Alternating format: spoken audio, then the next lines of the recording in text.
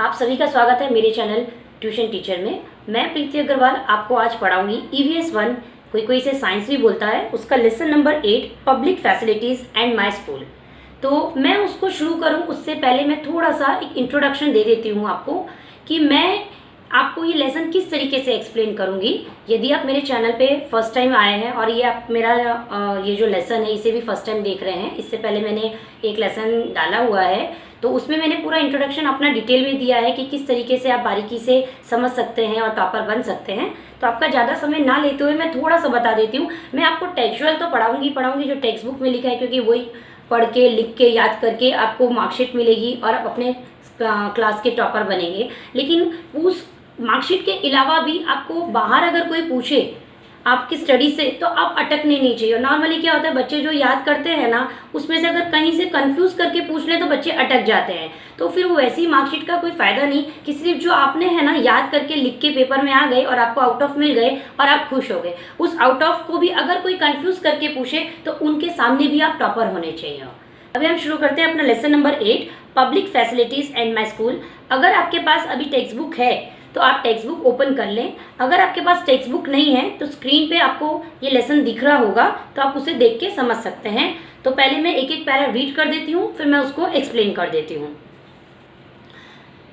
इसमें लिखा है, can you tell which public facilities are available inside and outside your home, which of this facilities do you use? We all use public services and facilities. Water supply, electricity supply, health services, education and transport are some important public services. These services are meant for everyone. The services, the organization that provide them and we ourselves are all part of a system. Our school is also a part of that system. See, facilities मतलब क्या है? जो चीज़ें हम use कर रहे हैं कि इस चीज़ की हमको फैसिलिटी है। देखो, हमें फैसिलिटीज़ अभी हम अपने अगर घर से ही शुरू करें तो अगर एट प्रेजेंट आप मुझे देख पा रहे हैं ना, तो लाइट है इसलिए आप मुझे देख रहे हैं, यानी इलेक्ट्रिसिटी है। अगर लाइट अभी बंद हो जाए है ना तो आप मुझे प्रॉपर नहीं देख पाएंगे। या आप मोबाइल को भी अगर आप देख रहे हैं, आपके मोबाइल में चार्जिंग नहीं है तो आप कैसे उसको ऑन कर पाएंगे? नहीं कर पाएंगे ना, तो आपको इलेक्ट्रिसिटी की ज़रूरत है। देन वाटर तो हमें मालूम है, देखो जल के बिना जीवन ही नहीं है, पानी हम सबकी ज़रूरत है। देन हेल्थ सर्विसेज मतलब अगर आपको कुछ भी प्रॉब्लम होती है तो आपके आसपास में डॉक्टर्स हैं, डॉक्टर्स के छोटे क्लिनिक्स हैं, हॉस्पिटल्स हैं, ठीक है। देन एजुकेशन आपको पता ही है कि स्कूल्स हर तरफ मिलेंगे आपको। और transport are some important public services. देखो, ट्रांसपोर्ट भी बहुत ज़रूरी है। अगर ट्रांसपोर्ट मीन्स आप चाहे रिक्शा यूज़ करो, चाहे बस यूज़ करो, चाहे ट्रेन यूज़ करो, इट डिपेंड्स कि आप कहाँ से कितना ट्रेवल कर रहे हैं। हर टाइम आप वॉक करके नहीं जा सकते। अगर कोई जगह आप जा रहे हो जो आपके पास में, तो वहाँ वॉक कर सकते हो। अगर आपको कहीं दूर जाना है तो आपके या तो खुद की व्हीकल हो, ठीक है, या पब्लिक ट्रांसपोर्ट यूज़ करो। पब्लिक ट्रांसपोर्ट यानी रिक्शा है, आपके पास बस है, ट्रेन है, एरोप्लेन है, ठीक है। तो ये सब डिपेंड करेगा कि आप कितना डिस्टेंस ट्रैवल कर रहे हैं उसके यूजेस पे। ये सब क्या है? पब्लिक सर्विसेज, ठीक है। ये हम सबके लिए बहुत ज़रूरी भी हैं। और इन सर्विसेज के लिए देखो उन्होंने क्या बोला, ऑर्गेनाइजेशन से that provides them and ours are a part of system. देखो, कुछ लोग होते हैं ना कि किसी चीज़ को सपोर्ट करते हैं। ऑर्गेनाइजेशन मतलब ग्रुप ऑफ पीपल होता है कि जो बड़े हैं ना वो उस चीज़ को एस्टेब्लिश करते हैं। फॉर एग्जांपल मैं अगर आपको दूँ ना, कोई है ना मिल के स्कूल खोल देते हैं कि स्कूल खोलना है, तो ऑर्गेनाइजेशन हाथ मिलाती है। ये हाथ मिलाना इन द सेंस सपोर्ट करती है कि चलो इस एरिया में स्कूल नहीं है। ये देखो, जो सिटीज़ बड़ी हैं उनके लिए तो प्रॉब्लम नहीं है, आप यहाँ नहीं चले तो यहाँ स्कूल दिखेगा, थोड़ा दूर चलेंगे अदर स्कूल दिखेगा। लेकिन जो थोड़ा विलेजेस टाइप के हैं ना, उधर इतने सारे स्कूल्स नहीं हैं, तो उसकी जगह पे है ना ऑर्गेनाइजेशंस होती हैं जो बहुत काम आती हैं। वो आगे बढ़ती हैं कि यस, इस विलेज में है ना स्कूल नहीं है तो हमको आगे जाके एक स्कूल डालना चाहिए यहाँ पे, ताकि बच्चे उस एरिए के वहाँ पे पढ़ाई कर सकें। तो इसमें तो मुझे नहीं लगता कि कोई चीज़ ऐसी है जो आपको नहीं समझ में आई होगी। और फैसिलिटीज़ आउटसाइड और इनसाइड हमारे होम के क्या है, होम के अंदर सिर्फ हमें क्या यूज़ नहीं करते हैं? पब्लिक ट्रांसपोर्ट, ठीक है, क्योंकि घर के अंदर तो हम पब्लिक ट्रांसपोर्ट यूज़ नहीं करते हैं। हेल्थ सर्विसेज है, कुछ होता है नॉर्मल जो हमारे पास मेडिसिन वगैरह वो यूज़ करते हैं। बाकी हॉस्पिटल और डॉक्टर के पास जाना है, क्लिनिक में जाना है तो हमें बाहर ही जाना है। एजुकेशन वैसे पढ़ना है तो हम घर पे पढ़ सकते हैं, लेकिन स्कूल के लिए तो भी हमें बाहर जाना है। वाटर सप्लाई स्कूल में भी है, मीन्स बाहर भी मिलेगी और आपको घर पे भी मिलेगी। इलेक्ट्रिसिटी सप्लाई बाहर भी है और घर पे भी। फॉर एग्जाम्पल अगर आप नाइट में देखो, नाइट में स्ट्रीट लाइट जलती है ना, नहीं तो रात को अंधेरा हो जाता है। देखो कोई रोड पे आपने देखा होगा ना, उधर अंधेरा होता है और कोई रोड कैसा रहता है, एकदम लाइट रहती है। तो आप कहाँ जाना पसंद करते हो? लाइट वाले में ना। तो यानी इलेक्ट्रिसिटी सप्लाई आप घर के बाहर भी यूज़ करते हो और घर के अंदर भी यूज़ करते हो, ठीक है। और एक उन्होंने एक छोटा सा आपको एक दिया है, ट्राई दिस, बहुत सिंपल है, ठीक है। Put right in front of all the services available at your school. अब ये सिर्फ किसके बारे में पूछ रहे हैं, स्कूल के बारे में पूछ रहे हैं कि आपके स्कूल में सफिशिएंट क्लासरूम्स हैं, सफिशिएंट मतलब इनफ स्कूल है कि क्लासरूम्स है, सॉरी। तो वो क्या मतलब, देखो अभी आपके आप समझो एट प्रेजेंट 5th स्टैंडर्ड में हो, ठीक है। तो 5th स्टैंडर्ड के आपके कितने डिवीजन है, A division, B division, C division, जितने डिवीजन है, तो उतने जितने डिवीजन है क्या उतनी क्लासरूम्स हैं। Then girls toilet, boys toilet, simple है, ये तो आपको पता ही है, ये तो हर स्कूल में होगा कि गर्ल्स की टॉयलेट अलग होती है और बॉयज़ की टॉयलेट अलग होती है। Then drinking water, mostly drinking water भी सब स्कूलों में है। नाउ इंपॉर्टेंट पॉइंट पे अगर आप आ जाओ, अब आता है रैंप। नाउ रैंप मीन्स क्या, तो देखो मैं आपको पहले एक पिक्चर दिखाती हूँ। ये देखो, आप अभी थोड़ा सा इस पिक्चर को देख के समझ लो कि आपके स्कूल में ये वाला पिक्चर है। जब आप स्कूल के अंदर घुसते हो ना तो सीढ़ियाँ हैं, देखो कोई कोई भले आपकी मल्टी स्टोर स्कूल हो, यानी एक फ्लोर, फिर दूसरा फ्लोर, फिर तीसरा फ्लोर, फिर चौथा फ्लोर, या हो सकता है कि आपका सिर्फ ऐसे बोलते हैं ना 40 बेस में ही स्कूल हो। स्कूल होता है, उससे कोई मतलब नहीं है कि हमारे बिल्डिंग में है, हमारा 40 में है, उससे कोई मतलब नहीं। मेन होता है कि आपका स्कूल है, आप उस स्कूल में हो तो आपको बोलते हैं ना उसके लिए एक रिस्पेक्ट रहना चाहिए, एक प्यार रहना चाहिए, और सबसे बड़ी बात उसके अंदर नॉलेज होना चाहिए। जो पेरेंट्स हमेशा भेजते हैं ना अपने बच्चों को कि बच्चा स्कूल होता है, बुक्स वही होती हैं स्कूल के, बोलते हैं ना एक इंफ्रास्ट्रक्चर अलग होते हैं। अब ये रैंप देखो, ये कुछ इन्होंने ऐसी चीज़ें पूछी हैं जो है ना एक बेसिक सी हैं। ये रैंप क्यों दिया गया है, देखो सीढ़ी है, सीढ़ी तो कोई भी चढ़ सकता है ना, लेकिन रैंप क्यों दिया गया है कि कोई कोई है ना कि डिसेबल होता है, डिसेबल यानी कि उसको व्हील चेयर लगती है, व्हील चेयर लगती है, तो वो इसमें है ना व्हील चेयर अपना पीछे से कोई पकड़ के ना उनको इस पे चढ़ा सकते हैं, ठीक है। तब आप बोलेंगे कि टीचर कि स्पेशल स्टूडेंट्स के तो स्कूल ही अलग होते हैं, तो इसके लिए रैंप क्यों चाहिए। बेटा वो ठीक है, लेकिन किसी किसी के पेरेंट्स भी तो डिसेबल है ना। अगर बच्चा डिसेबल नहीं है तो पेरेंट्स डिसेबल है ना, कि वो नहीं कर पाते हैं, या वो मान के चलो हो सकता है फिजिकली ना प्रॉब्लम हो उनको, लेकिन एक ओल्ड एज पे आके कोई बच्चे ज़रूरी नहीं है अपने माँ बाप के साथ पढ़ाई कर रहे हैं, वो अपने दादी के साथ रह रहे हैं, दादा के साथ रह रहे हैं, ठीक है, नाना नानी के साथ रह रहे हैं, यानी अपने मतलब बोलते हैं ना उम्र दराज के साथ रह रहे हैं, तो उनकी एज होगी वो वॉक नहीं कर सकते, लेकिन बोलते हैं ना उनका माइंड एक्टिव है। अगर वो चल नहीं पा रहे हैं तो उनका माइंड एक्टिव है, वो अपने बच्चों के लिए इतना मेहनत कर रहे हैं कि हमें वहाँ जाना है ना, ज़रूर थोड़ा हम खड़े होकर ही बात करेंगे, हम बैठ के भी बात कर सकते हैं, ठीक है। तो वो उनको बोलते हैं ना उनकी वो एक पर्सनल प्रॉब्लम हो गई एज के हिसाब से, या वो फिजिकली डिसेबल हो गए, तो उसके लिए उनको है ना स्कूलों में ये बनाया जाता है, चाहे वो बच्चे के लिए यूज़ हो चाहे पेरेंट्स के लिए यूज़ हो, तो ये रैंप का सिस्टम रखा जाता है, ठीक है, ताकि बच्चा हो या कोई भी इंसान हो वो इस रैंप को यूज़ कर सके। देन नेक्स्ट में हम देखते हैं प्लेग्राउंड, ठीक है ना। प्लेग्राउंड तो मोस्टली सबके स्कूल में रहता है, बहुत रेयर केस होता है कि जिसमें प्लेग्राउंड नहीं होगा। अगर इनकेस किसी स्कूलों में प्लेग्राउंड नहीं भी होता है तो वो लोग क्या करते हैं, जब स्पोर्ट्स का आता है ना तो नियर बाय में जो बड़े ग्राउंड रहते हैं ना एरिया के, वो वहाँ जाते हैं और वहाँ पे स्पोर्ट्स का अपना जो स्पोर्ट्स डे सेलिब्रेशन होता है ना वो वहाँ पे करा लेते हैं। अगर आपके स्कूल में प्लेग्राउंड नहीं है ना तो ऐसा नहीं सोचना चाहिए नहीं हमारा स्कूल छोटा है, हमारा स्कूल ऐसा है, नो प्रॉब्लम, जैसा भी है अपना स्कूल है। मेन चीज़ है बेटा कि खेल तो आप अपने घर पे भी सकते हो, जितनी फैसिलिटीज़ मिलेंगी ना वो कम ही लगने वाली है। फैसिलिटीज़ वो हो कि हाँ ये चीज़ ज़रूरी है, ठीक है, ये चीज़ ज़रूरी है, उसी चीज़ को देखो, क्या ज़रूरत की चीज़ें आपके स्कूल में है बस उतना देखो, उससे ज़्यादा मत सोचो नहीं प्लेग्राउंड नहीं है, हमारे स्कूल में तो ऐसा नहीं है, हमारे स्कूल में तो वैसा नहीं है, वो स्कूल का तो कलर बहुत अच्छा है, वो स्कूल तो कितना बड़ा है, वो सब चीज़ें नहीं सोचनी है। सब कुछ अच्छा और अगर अंदर पढ़ाई नहीं है तो उसका कोई यूज़ नहीं है। देन आप देखो ये दिखा है mid day meal scheme. Mid day meal scheme मतलब क्या होता है कि आपने देखा होगा ना कि किसी स्कूलों में है ना कि खाना दिया जाता है, ठीक है, ये गवर्नमेंट की तरफ से मिड डे मील स्कीम चलती है कि जिन बच्चों को खाने का प्रॉब्लम है, बोलते हैं ना उनकी फाइनेंशियल कंडीशन अच्छी नहीं है, तो ये उनके लिए है, ठीक है। देन आप school fence, now see school fence क्या होता है, मैं एक बार इमेज यहाँ भी दिखा देती हूँ आपको एक बार। स्कूल फेंस आपने देखा होगा कि जब आप अपने गेट के इधर घुसते हैं ना तो ऊपर है ना एरो टाइप का स्टील का लगा हुआ रहता है, वो क्यों रहता है मैं आपको पहले वो दिखा देती हूँ एक बार। स्कूल फेंस देखो, एक एग्जांपल मैं यहाँ पे दिखाती हूँ, ये पकड़ के चलते हैं इमेज को, ये इमेज क्लियर नहीं है, ये देखो ये स्कूल फेंस का, ये चाहे इन्होंने बाहर लगा दिया हो गार्डन की, या आपने देखा होगा कहीं जिनके ना बंगले टाइप के होते हैं, कोठी होती है ना, तो उनके यहाँ पे है ना ऐसे बाहर ना ऐसे देखो ये नुकीले एरो टाइप के है ना, ऐसे स्टील टाइप के लगे रहते हैं। वो क्यों लगे रहते हैं स्कूलों के बाहर? कि स्कूल की सेफ्टी के लिए होता है। क्यों स्कूल की सेफ्टी के लिए होता है? देखो हर स्कूल में ना वॉचमैन वगैरह रहते ही हैं, बाहर बैठे रहते हैं जब स्कूल चालू हो जाता है, तो अंदर बच्चे पढ़ रहे हैं। अब देखो बोलते हैं ना इस दुनिया में अच्छे लोग भी हैं, बुरे लोग भी हैं, तो हम किसी को पॉइंट आउट नहीं कर रहे हैं, लेकिन क्या होता है बच्चा कि आप लोग हैं, टीचर्स हैं, स्कूल का स्टाफ है, बाहर किसके मन में क्या बात है, स्कूल को कोई बोलते ना नुकसान ना पहुंचा दे, किसके मन में क्या है, तो वो लोग इधर ना आ ना सके, जंप मार के ना सके, क्योंकि देखो वो अगर गेट से आएंगे तो वॉचमैन है, वॉचमैन हल्ला कर देगा, ठीक है, सिक्योरिटी बाहर आ जाएगी। लेकिन फिर वॉचमैन को भी पता ना चले, तो कुछ लोग क्या सोचते हैं, स्कूल के अंदर आने का सोचते हैं जंप लगा के,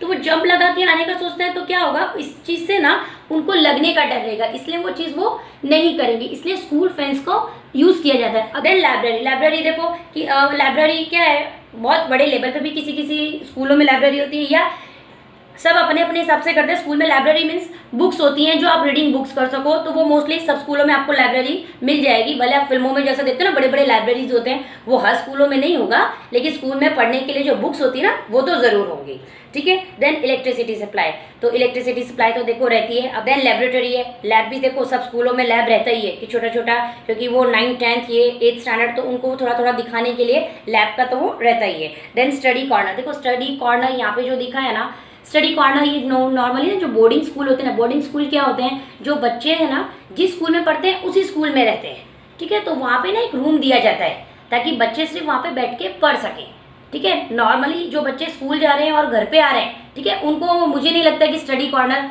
स्पेशली की स्कूल में होगा, क्योंकि मेरे बच्चे भी 5th 6th तक गए, तो अभी तक मैंने तो जितना बच्चों को पढ़ाया है, अभी नर्सरी टू 6th पढ़ा लिया, तो स्टडी कॉर्नर किसी स्कूल में तो दिखा नहीं है मुझे, लेकिन ये नॉर्मली बोर्डिंग स्कूल में होता है।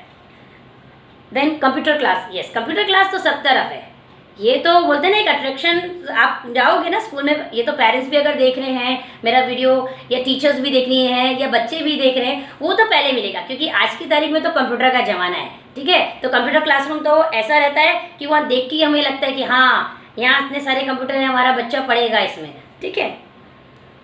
Then medical facilities, yes medical facilities मतलब क्या होता है ना, फर्स्ट एड होता है, फर्स्ट एड बॉक्स, यानी अगर बच्चा गिर गया, उसे थोड़ा सा लग गया, तो छोटी छोटी जो फैसिलिटीज़ होती है ना स्टार्टिंग में फर्स्ट एड में देने के लिए, तो वो सब स्कूल रखते हैं, ठीक है। एक काउंसलिंग सेंटर होता है, देखो अभी काउंसलिंग सेंटर में क्या होता है ना, कोई बच्चा है ना उसको इमोशनली कि मुझे ऐसे क्यों बोला, या किसी बच्चे को ज़्यादा गुस्सा आता है, ठीक है, या वो बोलते ना किसी चीज़ को जल्दी नहीं समझ पा रहा है, तो उसको है ना काउंसलिंग बोलते हैं। काउंसलिंग मतलब कि उसको उसके नेचर के हिसाब से समझा के ना उसका ब्रेन वॉश किया जाता है कि नहीं आप अच्छे हो, आप इतना इमोशनली मत सोचो, इतना एग्रेसिव मत हो, तो उनको काउंसलिंग होता है। अभी देखो काउंसलिंग सेंटर प्रॉपरली स्कूल में है नहीं है मालूम नहीं, लेकिन एक आज स्कूल में ऐसी टीचर तो होती है जो बच्चे को है ना बहुत अच्छे से ना टैकल कर लेती है, चाहे वो बोलते ना गुस्से वाला हो, शरारती हो, इमोशनली हो, हर स्कूल में एक टीचर ऐसी होती है। ये चीज़ मुझे बहुत अच्छी लगती है स्कूलों की, कि एक टीचर ऐसी होती है कि कैसे भी नेचर का बच्चा हो, वो हमेशा बाहर निकल के बोलता है अरे वो टीचर को बोलो, वो प्रॉब्लम सॉल्व हो जाएगा, तो वो चीज़ मुझे बहुत अच्छी लगती है, ठीक है। देन इंश्योरेंस स्कीम, देखो इंश्योरेंस स्कीम का कैसा है, आप अपने स्कूल में भी पूछ के देख सकते हैं, लेकिन जितना मैं वो बता देती हूँ आपको। इंश्योरेंस स्कीम क्या होती है, किसी किसी स्कूल में ना इंश्योरेंस का सिस्टम है। इंश्योरेंस का सिस्टम जैसे कि आप अपने स्कूल में 5-6 घंटे बैठते हो, तो अगर उस दौरान बच्चे को कुछ हो जाता है तो उसके लिए है ना वो इंश्योरेंस होता है कि उसका जो पैसा है वो माँ बाप को मिलेगा। या कहीं कहीं मैंने ऐसा भी पढ़ा था गूगल का कि अगर कोई पिकनिक पे जा रहा है ना, तो उस दौरान अगर कुछ हो जाता है तो उसके लिए भी इंश्योरेंस का रहता है। लेकिन अभी तक मैंने जैसे आपको बताया, मैं जो भी चीज़ आपको बताऊंगी डिटेल में बताऊंगी, आपको कंफ्यूज नहीं करूंगी, लेसन आगे भगाऊंगी नहीं, कि मैंने इंश्योरेंस स्कीम अभी तक, मेरा जो बड़ा बेटा है वो 6th में, ये तो मैंने कहीं देखा नहीं और सुना भी नहीं है कि हाँ इंश्योरेंस वगैरह का रहता है, ना स्कूल के यहाँ से सामने से कोई जिक्र आता है, ना कभी हम ये चीज़ सोचते हैं। और मैं तो यही बोलती हूँ कि ये सब चीज़ों में हमें सोचना भी नहीं चाहिए। जो चीज़ पढ़ाई की है पढ़ाई के हिसाब से सोचो, हमें किसी के मरने के बाद में पैसा नहीं चाहिए, ना कोई माँ बाप उस चीज़ को सोचता भी होगा कि हाँ ये मर गया तो मुझे पैसा मिल जाएगा और ऐसा हो जाएगा, ठीक है। जो चीज़ बुक की है वो बुक में ही ठीक है, लेकिन ऐसा होता है वो एक नॉलेज के लिए आप याद रखिए, ठीक है। देन हम नेक्स्ट चलते हैं. Various facilities are available to us in our school. Similar facilities are also available outside the school. Bus and railway are public facilities of transport. We also use several other public services and facilities such as the postal service, telephone, fire brigade, police, banks, theatres, park, garden and swimming pools. We must use this facilities responsibly. The school is our world outside our house. We like our school just as we like our home. Each school has its own unique identity. Find out the unique features of your school and prepare a poster. देखो अभी first वाला बहुत simple है. देखो हम public facilities जैसे मैंने आपको बोला बस है, रेलवे है, एरोप्लेन है, वो हम यूज करते हैं. सेम चीज उन्होंने देखो एक बोला है कि पब्लिक सर्विसेज में हम लोग क्या यूज करते हैं. Postal service. पोस्टल सर्विस अगर आपको पता हो ना तो पहले है ना कार्ड वगैरह लिखे जाते थे, लेटर लिखे जाते थे, पोस्टमैन आता था दे देते. लेकिन आज वो सिस्टम एक मान के चलो बहुत कम हो गया है. तो उसको क्या बोलते हैं, डाकघर, डाकघर बोलते थे. ठीक है, और सॉरी मैं अटक गई. और दूसरा ना अभी अगर आप देखोगे तो कोरियर है ज़्यादा. अगर आपकी भाषा में बोले तो अब देखो कोरियर, जैसे अगर हम ऑनलाइन कुछ भी मंगाते हैं तो कोरियर वाला आता है, तो वो भी पोस्टल सर्विस में ही आप पकड़ो उसको. ठीक है. Then telephone. टेलीफोन फोन तो हम करते हैं. ठीक है. Then fire brigade. देखो अगर कहीं आग लग जाती है तो हम फायर ब्रिगेड वाले को फोन करते हैं. ठीक है, फायर ब्रिगेड वाले आते हैं. Then police. अगर कहीं लड़ाई झगड़ा हो गया तो पुलिस. बैंक तो चाहिए, बैंक तो आपको मालूम ही है, पैसों के ट्रांजेक्शन. देन थिएटर में मूवीज देखने जाते हैं, राइट. और बाद में पार्क्स. अभी हम पार्क में भी जाते हैं घूमने. ठीक है. Then gardens and swimming pools. देखो स्विमिंग पूल्स तो मेरे को लगता है हर कोई तो नहीं जाता होगा. देखो जो हमारा स्कूल है ना, ये हमारा एक तरीके से ना पूरी दुनिया है, वर्ल्ड है. देखो हर माँ बाप आज अपने बच्चे को स्कूल भेज रहा है ना बेटा, तो उसका रीज़न यही है कि हर चीज़ माँ बाप नहीं सिखा सकता.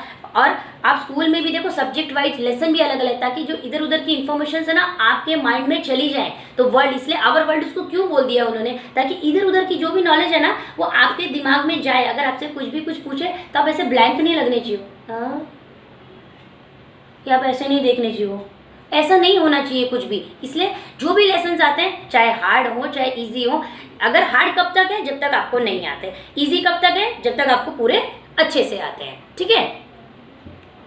अब देखो इन्होंने ना एक पोस्टर टाइप का बनाया है कि सैंपल पोस्टर बनाया है. इन्होंने पूछा है कि आपके स्कूल के बारे में आप कितना जानते हो वो बताओ. ठीक है. पहले हमने किसके बारे में पढ़ा था, सब आपके स्कूल में क्या क्या फैसिलिटीज़ हैं. ठीक है. अब इन्होंने आपके स्कूल के बारे में पूछा. नेम ऑफ द स्कूल, आपका स्कूल का जो नाम हो आप वो लिख दो. Year of establishment. एस्टेब्लिशमेंट मतलब कि कब वो स्कूल चालू हुआ, उसकी शुरुआत कब से. जैसे हम आपका पूछते हैं ना डेट ऑफ बर्थ क्या है, तो आपका जो भी रहता है ना ईयर लिखते हो ना आगे, मान के चलो 16 सितंबर 2005, 2012 ऐसा लिखते हैं, 2011 ऐसा लिखते हैं ना, ऐसे उनका भी ना ईयर ऑफ एस्टेब्लिशमेंट रहता है. तो उनको उनका स्कूल के लिए हम डेट ऑफ बर्थ नहीं यूज़ करेंगे, डेट ऑफ बर्थ हम इंसान के लिए यूज़ करेंगे. और कोई प्लेस होती है ना तो उसको हम लोग लिखते हैं ईयर ऑफ एस्टेब्लिशमेंट. ठीक है. फाउंडर. देखो जो स्कूल को चालू करते हैं उनके एक मेन जन होते हैं. ठीक है. उसके बाद पूरा वो स्कूल चालू होता है. तो आपके स्कूल के ना फाउंडर होंगे, आपको उनका नाम भी जरूर आना चाहिए. ठीक है. ना मोटो. ना what is the meaning of motto. आपके देखो स्कूल का अगर आपको मालूम है कि कोई भी है ना एक स्कूल की एक टैगलाइन रहती है. जैसे अगर मैं एक एग्जांपल अपना बोलूं, मेरा जो चैनल है, मेरा जो मोटो है ना कि हर बच्चा टॉपर बने. क्यों? क्योंकि हर बच्चे का सपना वो है, क्योंकि कोई नहीं चाहता कि उसको है ना कोई डब्बू करके बुलाए. तो मेरा मोटो क्या है, हर बच्चा टॉपर बने.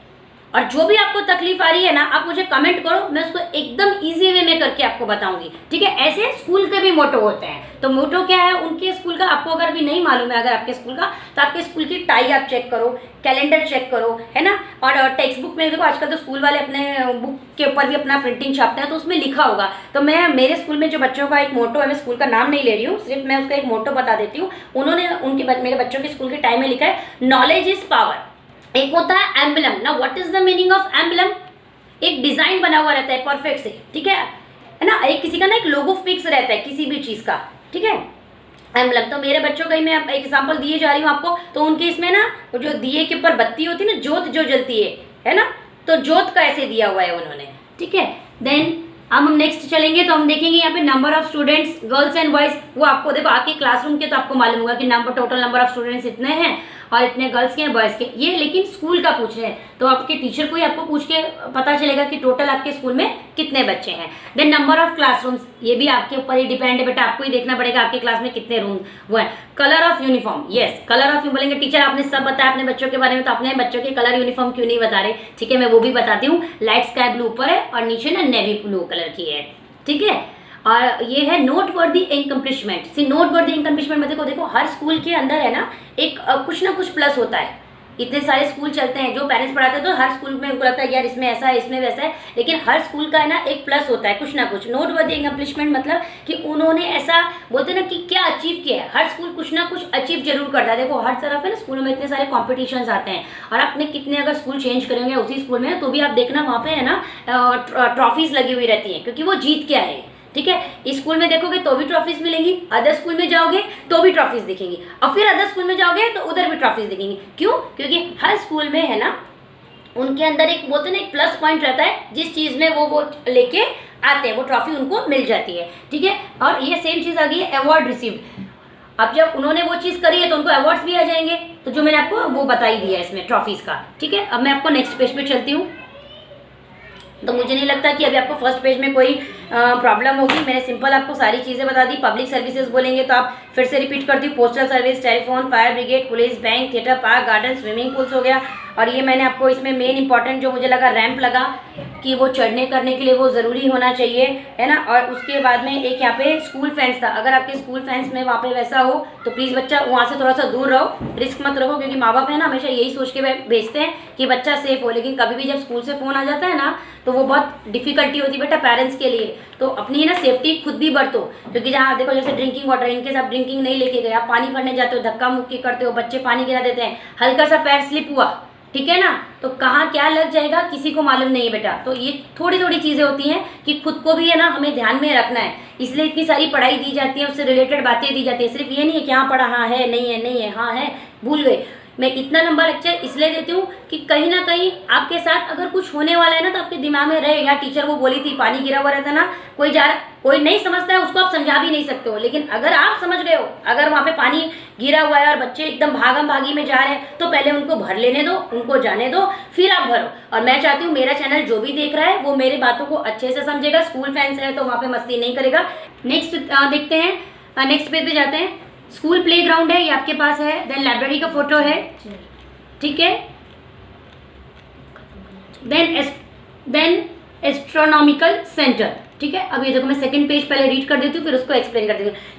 School is for everyone, each child has the right to go to school and learn. This is called the right to education. According to the Right to Education Act, every child between the ages of 6 and 14 must go to school and complete primary education. For children with special needs, the upper age limit is 18 years of age instead of 14. देखो मैंने आपको पहले से ही है ना आपको special children के बारे में बता दिया। देखो स्कूल क्या है, हर बच्चे के लिए। School is for everyone. अब आप बोले टीचर एवरीवन बोला है तो एवरीवन मतलब आप ही पढ़ रहे हो, पेरेंट्स नहीं पढ़ रहे हैं इसको।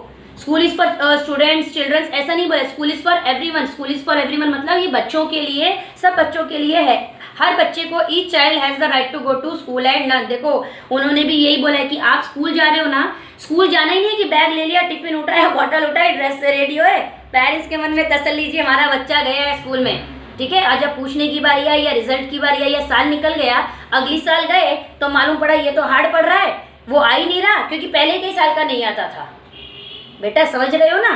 तो इसीलिए उन्होंने भी ये लिखा है कि आपको स्कूल जाना है ना तो साथ में लर्न भी करना है, वहां जाके बैठ नहीं जाना है, ठीक है। और इसको बोलते हैं राइट टू एजुकेशन, यानी हर बच्चे को एक राइट है ना, अधिकार है एजुकेशन का, है ना। उसके लिए ना राइट टू एजुकेशन एक्ट बना है, राइट टू एजुकेशन एक्ट। अब देखो अब आप पढ़ाई करने जा रहे हो ना, अपने वकील वगैरह सुने होंगे, ठीक है। तो अब आप धीरे धीरे कैसा हो गया, 5th में आ गए ना, तो अभी देखो ये एक्ट, ये सब भाषाएं आने लग गई, तो अब वो लोग अरे ये क्या है, ये क्या नहीं है। तो राइट टू एजुकेशन एक्ट, इसका मतलब ये होता है कि हर बच्चे के पास में है ना राइट है एजुकेशन करने के लिए, उनको वो राइट टू एजुकेशन उनको दिया गया है कि आपको ये पढ़ना ही पढ़ना है। और उसमें उन्होंने एज दी है, इन्होंने जो एज दी है इसमें देखो 6 to 14 ईयर्स के बच्चों को जरूर जाना है। प्राइमरी एजुकेशन उनकी बेसिक एजुकेशन है वो उनको करनी है, यानी 6 to 14 ईयर्स के बच्चों को स्कूल जाना ही जाना है। और देखो ये जो राइट टू एजुकेशन एक्ट है ना, ये 2009 में फॉर्म हुआ था। भले आपके टेक्स्ट बुक में नहीं है, जैसे मैंने आपको बोला ना मैं टेक्स्ट बुक के अलावा भी आपको एक्स्ट्रा पढ़ाऊंगी। अगर आपको कोई बोले कि राइट टू एजुकेशन पता है तो आप बोल देंगे, क्योंकि मैंने अच्छे समझा दिया। राइट टू एजुकेशन मतलब कि हर बच्चे के पास अधिकार है स्कूल जाने का। 6 साल से लेकर 14 साल का बच्चा स्कूल जाएगा, क्या करने के लिए, लर्न करने के लिए, याद करने के लिए, है ना। तो राइट टू एजुकेशन कब फॉर्म हुआ था, 2009। कौन सी ईयर में? 2009। ठीक है, तो जब आप किसी को बताएंगे तो अच्छा लगेगा। अगर कोई आपसे पूछ ले तो फिर आप बोलोगे नहीं वो तो नहीं था, इसीलिए मैंने आपको बता दिया राइट टू एजुकेशन एक्ट जो है वो 2009 में फॉर्म हुआ था। ठीक है, अब इसमें एक नेक्स्ट लाइन देखोगे ना तो उसमें लिखा है for children with special needs the upper age limit is 18 years of age instead of 14। अभी मैंने आपको क्या बताया, हर बच्चे के लिए एज कितनी है? 6 to 14, लेकिन यहाँ पर उन्होंने क्लास में देखो क्या लिखा है, for children with special needs. Special needs मतलब उसको बोलते हैं स्पेशल चिल्ड्रन। ठीक है, यानी जो फिजिकली डिसेबल्ड है या मेंटली डिसेबल्ड है। ठीक है, उन बच्चों के लिए जो 14 ईयर्स की एज नॉर्मल बच्चों के लिए ना, उनके लिए वो एज लिमिट बढ़ा के 18 ईयर्स कर दी गई है। तो वो भी आप समझ रहे होगे कि बेटा 18 ईयर्स क्यों उनको कर दी गई, क्योंकि वो डिसेबल्ड है ना, उनको प्रॉब्लम है, चाहे वो मेंटली हो चाहे फिजिकली हो, तो वो उस चीज़ को उतनी जल्दी पकड़ नहीं पाते ना, तो उनके लिए 4 ईयर्स का जो है ना ईयर वो उनको इंक्रीज करके दिया है। किसके हिसाब से? Right to education act. Right to education act कौन सी ईयर में फॉर्म हुआ? 2009 में। ये प्राइमरी एजुकेशन है, कौन से साल से कौन से साल के बच्चों के लिए? 6 to 14 ईयर्स के बच्चों। और स्पेशल चिल्ड्रन के लिए कितना है?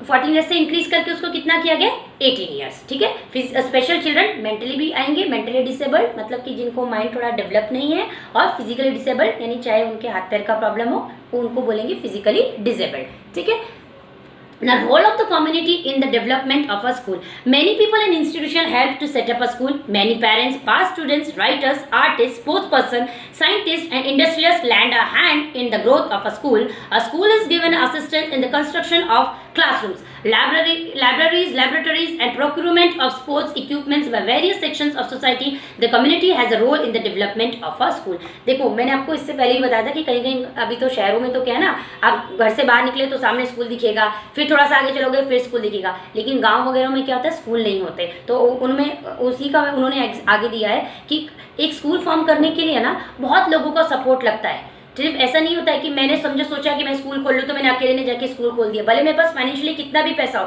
लेकिन ऐसा नहीं होता है। स्कूल खोलने के लिए बहुत ह्यूज अमाउंट आदमी को चाहिए, बोलते ना एक बहुत बड़ी मनी चाहिए उसके लिए ना। तो उन्होंने बताया कि कैसे कैसे लोग सपोर्ट करते हैं, कुछ पेरेंट्स भी सपोर्ट करते हैं। ठीक है, अब पास स्टूडेंट मतलब देखो पास स्टूडेंट्स का मतलब उन्होंने क्यों एंटर मारा, रीजन क्योंकि वो बच्चे ने इतना पढ़ लिया ना, उतना वो कमा रहा होगा, तभी तो वो बच्चा स्कूल बनाने में सपोर्ट करेगा ना। अगर वो पढ़ता ही नहीं तो क्या वो सपोर्ट करता?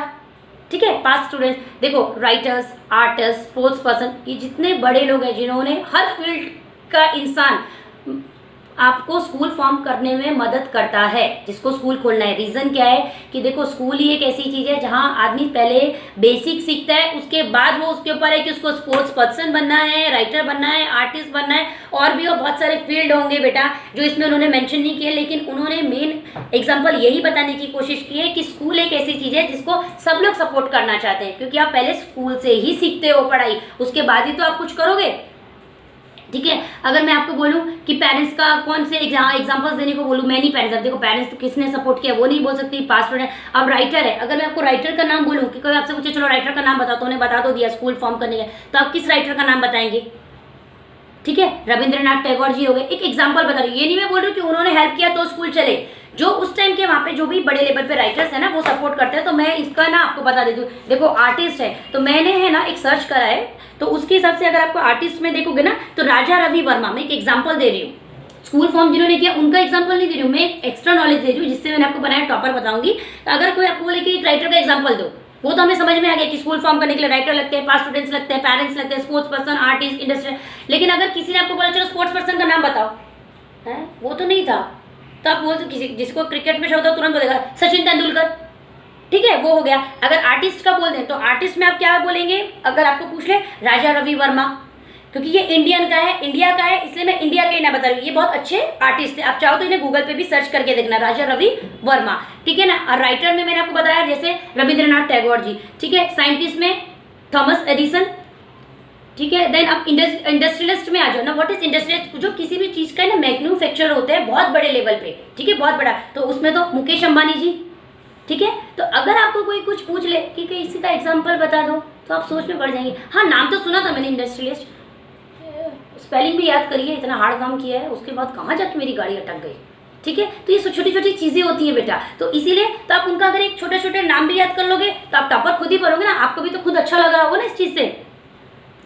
ठीक है, और ये सब लोग क्या करते हैं, सपोर्ट करते हैं स्कूल को फॉर्म करने के लिए। अब आपने देखा है ना कि जब हमारा पीटी का पीरियड आता है तो टीचर हमारे को खेलने के लिए तो स्कूल इसके इक्विपमेंट्स देती है स्पोर्ट्स के, तो वो क्या लगता है, वो घर की रस्सी कूदी नहीं होती कि एक हमारे घर पे है तो चलो हमने खेल लिया, ठीक है ना। स्कूल है ना, तो स्कूल के लेवल पे बहुत सारी चीज़ें लगती हैं, तो ये सब लोग उस चीज़ को हेल्प करते हैं। Laboratories and procurement of sports equipment by very, देखो प्रोक्यूरमेंट का इन्होंने क्या दिया, देखो procurement is the process of purchasing goods और services and is usually in reference to business spending. यानी ये जो सामान इनका, ये जो लेबोरेटरीज है या लाइब्रेरीज है या क्लासरूम में जो चीज़ें लगती है ना, इससे रिलेटेड जो मटेरियल्स होते हैं ना, उसको उन्होंने एक वर्ड यूज किया, procurements of sports equipments by various sections of society. यानी सेक्शंस ऑफ सोसाइटीज मैंने बता दिया, राइटर, आर्टिस्ट, स्पोर्ट्स, ये जो लोग हेल्प करते हैं ना, इसको परचेसिंग वर्ड नहीं आएगा। देखो लोग कंफ्यूज होते हैं कि प्रोक्यूरमेंट और परचेसिंग सेम है। नो, परचेसिंग ऐसा हो गया कि जो हम डायरेक्टली अपने लिए लेते हैं वो परचेसिंग में आ गया, लेकिन अगर किसी चीज को हम कोई सामान खरीद रहे हैं, बिजनेस के पर्पस में उसको यूज कर रहे हैं, ठीक है, तो उसके लिए वो बोलते हैं procurement of sports equipments by various sections of society, ठीक है। The community has a role in the development of a society. देखो हर आदमी अपने जो एक ही कम्युनिटी का होगा, जैसे स्पोर्ट्स पर्सन है तो वो लोग भी मिलकर हेल्प करेंगे, आर्टिस्ट है तो वो मिलकर हेल्प करेंगे, तो उन्होंने देखो ये दिखाया स्कूल, प्ले ग्राउंड, लाइब्रेरी, ठीक है, और ये एस्ट्रोनॉमिकल सेंटर। अब ये लास्ट है, इसमें तो कुछ नहीं है, तो रीड है, इसका एक मैं रीड कर देती हूँ। आपके स्कूलों में तो हल्का सा ऐसे बोल देते होंगे कि चलो क्लीनिंग करो, ये पत्थर उठाओ, ये पेपर उठाओ, तो उसमें भी बच्चे शर्माते हैं, राइट। लेकिन उन्होंने ये आपको गांव का बताया है कि बच्चे हैं ना, एक झाड़ू लेके गांव में समझाना चाह रहे हैं कि है ना, आप गंदा मत करो बाहर, ठीक है, और कचरा जो होता है कचरे के डब्बे में डालो, इधर उधर थूको मत, क्योंकि जब हम कुछ पहन के करके जा रहे हैं ना, तो अरे इधर थूक पड़ा है, इधर गंदा पड़ा है, तो हमारा कैसा होता है, जो ड्रेसअप होता है ना, फॉर एग्जाम्पल ज़्यादातर तो जो लॉन्ग ड्रेसेस लेडीज पहनती हैं या मुझ जैसी जो साड़ी पहनती हैं, पहले साड़ी को उठाओ कि साड़ी गंदी ना हो जाए, या जिनकी लॉन्ग ड्रेसेस कुर्तीज पहनती हैं पहले कुर्तीज उठा रहे, रोड गंदा है, तो रोड गंदा कौन करता है, हम ही लोग करते हैं ना, तो इसीलिए इधर उधर थूको मत, जिससे कि किसी को चलने करने में तकलीफ हो। A school can also help in the development of a community or to solve a problem. In order to develop a habits of cleanliness among the people, the children of a school become agents of cleanliness. Backed by the school, they launched a cleanliness drive in the village. They prepared posters asking people not to spit in the street and dispose of garbage properly. They presented street plays and convinced the residents of the importance of cleanliness. Thus, the school had a part in obtaining the Clean Village Award for their village. It helped the village to build its unity. देखो उन्होंने ऐसा बताया है कि जो बच्चे हैं, यहाँ पे भी देखो आपको दिख रहा होगा ग्राम स्वच्छता, तो उनको है ना क्लीन विलेज का अवार्ड मिला, क्योंकि उन्होंने क्या बोलते हैं ना, आपने देखा होगा कहीं कहीं सेम तरीके का कोई दुपट्टा पहन के या सेम तरीके के लोग टी शर्ट पहन के एक हल्का हल्का सा ड्रामा करते हैं, रोड पे लोग इकट्ठे हो जाते हैं, तो वो आके अपना मैसेज देते हैं, ठीक है ना। तो कुछ लोग तो अभी हम क्या, बड़े जो मैसेज होता है वो मूवीज टाइप में आता है, तो हम थिएटर में जाते हैं, और अभी यूट्यूब पे आ गए छोटे छोटे हम वीडियोस मैसेज वहाँ देख लेते हैं, और कुछ लोग रोड पे भी जाके है ना ग्रुप ऑफ पीपल्स प्ले करते हैं मैसेज देने के लिए, तो ऐसे उन्होंने ये क्लीन का किया, ठीक है। अब इसमें देखो एक सिंपल आता है कि आप जब हम स्कूल में जाते हैं ना, तो पेरेंट्स टीचर मीटिंग होती है, हमें नोटिस आता है, ठीक है, पेरेंट्स टीचर मीटिंग में बच्चे भी जाते हैं और पेरेंट्स भी जाते हैं। आप लोग तो रोज स्कूल में जाते हो, हम पेरेंट्स तो रोज नहीं जाते हैं तो हम बच्चों को लेने के लिए जाते हैं, टीचर से रोज नहीं बात कर पाते हैं डिटेल में, ठीक है। Which topics were discussed in a parents teacher meeting that you could observe, which important decisions were made at this meeting, did your friends parents all attend this meeting, how did you realize that all parents are treated alike at your school? All schools have a parent teacher association and a Mata Palak Sangh. They bring about a dialogue between parents and teachers. Parents can help in various activities of the school. The school respects all parents alike. We must also inform our parents about the happenings in the school. We learn with the help of both the teachers and parents. The interactions are to our benefit. देखो आपने देखा भी होगा parents teacher meeting का, तो मुझे बोलने की ज़रूरत नहीं है, बहुत कम बच्चे होंगे जिनकी कंप्लेंट नहीं आती होगी। पेरेंट्स टीचर मीटिंग में पहले से ही बच्चे सोचते होंगे अब टीचर ही बोलने ही वाली है मेरी कंप्लेंट, और कल आने के बाद में मम्मी हमें, ठीक है ना, आगे का मैं नहीं बोलूँगी, ठीक है बच्चा। तो मैं चाहती हूँ कि आज के बाद में है ना, जब से आप मेरा ये चैनल देख रहे हैं, मेरा वीडियो देख रहे हैं, वो टीचर भी बोले कि नहीं अब आपके बच्चे में इम्प्रूवमेंट है, क्योंकि आप ऐसे मस्ती कर ली, बात कर ली, उसके लिए मैं नहीं टोक रही हूँ। आपकी सिर्फ कंप्लेंट ये नहीं आनी चाहिए कि इसको कुछ आता ही नहीं है, हम समझाते हैं तो ये समझता ही नहीं है, ठीक है। टीचर क्लास में, एक स्कूल में एक टीचर बोलते हैं ना 40-50 बच्चों को एक साथ टैकल नहीं कर सकती है। आप लोग ट्यूशन जाते हैं, जहाँ मैं आपको ट्यूशन जाने के लिए भी ना नहीं बोल रही हूँ, आपको जहाँ जाना है वो आपकी फ्रीडम है, लेकिन मैं ये चाहती हूँ अगर आप ट्यूशन में 2 घंटे जाते हैं तो इस ट्यूशन टीचर को, ठीक है ना, ट्यूशन टीचर चैनल को आप आधा घंटा तो दे सकते हैं ना, तो उसमें से ये फर्क करके देख लो। जब भी आप फ्री हो, जो लेसन आपको हार्ड लगे उसको ट्राई करके देखो कि आपको कौन सा अच्छा लग रहा है। आपको जो अच्छा लगे वो तो राइट टू फ्रीडम आपका है। देखो हम कपड़े खरीदने जाते हैं, खाने की चीज़ लेते हैं, जो चीज़ हमें अच्छी लगती है वो चीज़ हम करते हैं। तो एक ट्राई इस ट्यूशन टीचर को भी तो देंगे ना। तो आप खुद देखो, आपके पेरेंट्स देखेंगे कि आपकी कंप्लेंट्स आनी बंद होगी। क्योंकि मैं आपको इतने सिंपल तरीके से समझाती चली जाऊंगी कि आपको है ना कहीं पे भी आप अटकेंगे नहीं, चाहे वो टीचर के सामने हो या टेक्स्ट बुक से उससे रिलेटेड एक्स्ट्रा नॉलेज हो, तो आप उसमें अटकेंगे नहीं। और मैं उम्मीद करती हूँ अभी तक आपको सही लग रहा है सब। पेरेंट्स टीचर मीटिंग में हम जाते हैं, है ना, उसमें उन्होंने दिया है एंड माता फलक संघ, ये दोनों सेम ही जाते हैं, ठीक है।